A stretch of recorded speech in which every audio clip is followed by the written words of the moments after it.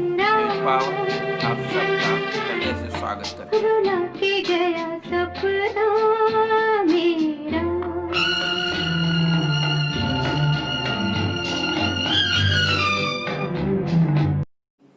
जय भारत, जय गीता, जय संविधान।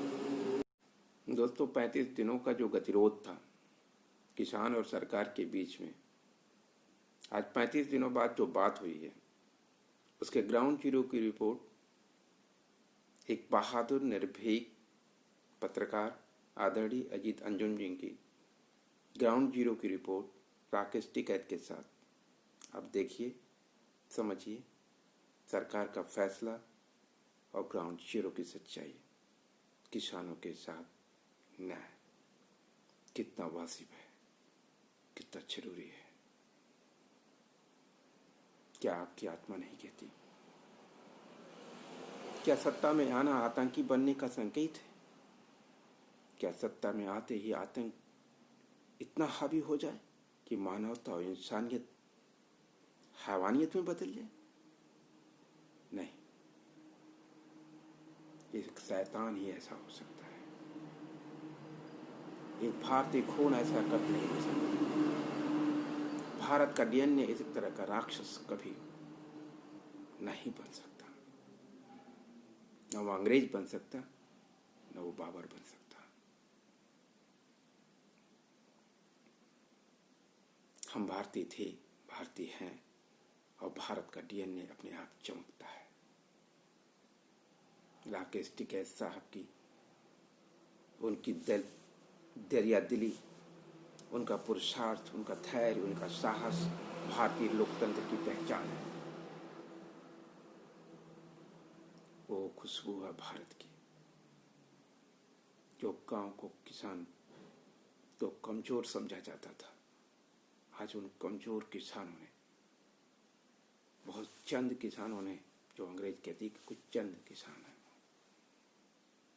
उन चंद किसानों ने इस दानवी चैत्य के अलोकतांत्रिक सोच के लोगों को लोकतंत्र की परिभाषा महसूस करने के लिए बाध्य कर दिया। जय भारत, जय गीता, जय संविधान। देखिए अजीत अंजुम की रिपोर्ट। फिर मिलते हैं एक नई रिपोर्ट के साथ। जिस दिन धरना किसानों का प्रारंभ हुआ था, उसी दिन मैं इस धरना स्थल पर आ गया होता अपना समर्थन देने के लिए। हम कभी यह नहीं देखते हैं किस पार्टी का, किस संगठन का कोई आंदोलन है अथवा कार्यक्रम है।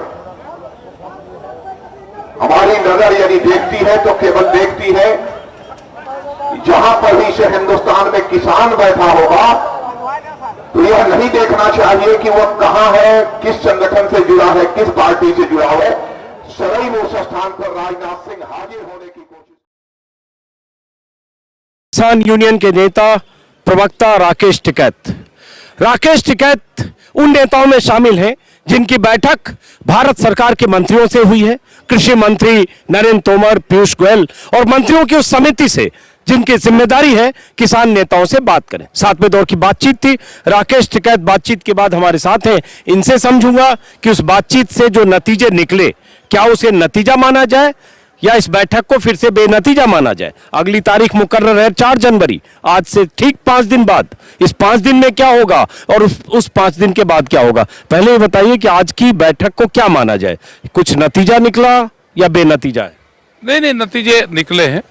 एक नतीजे निकलने की शुरुआत एक हुई है, ये हम उसको कहेंगे, क्योंकि 4 इशू जो हमने एजेंडे दिए थे, पहला था जो एमएसपी पे, पहला था जो 3 बिल है वो, दूसरा एमएसपी पे कानून बने, तीसरा था जो पुराली जो वेस्टेज जो किसान जलाता है अपने फार्म से वो है, और एक बिजली अमेंडमेंट वो रोका जाए। तो 2 चीजें उन्होंने मानी। बिजली को उन्होंने रोक दिया, वापसी ले लिया है, और जो पुराली पे था जो कानून था कि इस पे जुर्माना होगा और सजा, वो दोनों उन्होंने वापसी ले लिया है। हाँ, तो पराली जलाने को लेकर अपराधीकरण का जो मामला था उसको सरकार ने वापस लिया, जिसमें 1 करोड़ तक जुर्माना और 5 साल की सजा थी। लेकिन असली जो 2 मांग है जिस पर इतने 35 दिनों से बहस हो रही है, वो है 3 कानूनों की वापसी और एमएसपी को कानूनी जामा। उस पे 4 तारीख में फिर बात होगी, उन्हीं इशू पर 2 इशू पे ही 4 तारीख में बात होगी।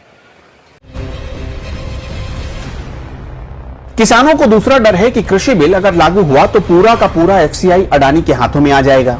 फिर अनाज किस स्तर पर खरीदना है, किस स्तर पर बेचना है, यह भी अडानी ही तय करेंगे। यानी ये जो पूरी व्यवस्था की गई है, इसमें ना तो किसानों को कोई फायदा नजर आ रहा, ना ही आम आदमी को कोई फायदा दिख रहा है। फायदा अगर किसी का है तो अडानी का।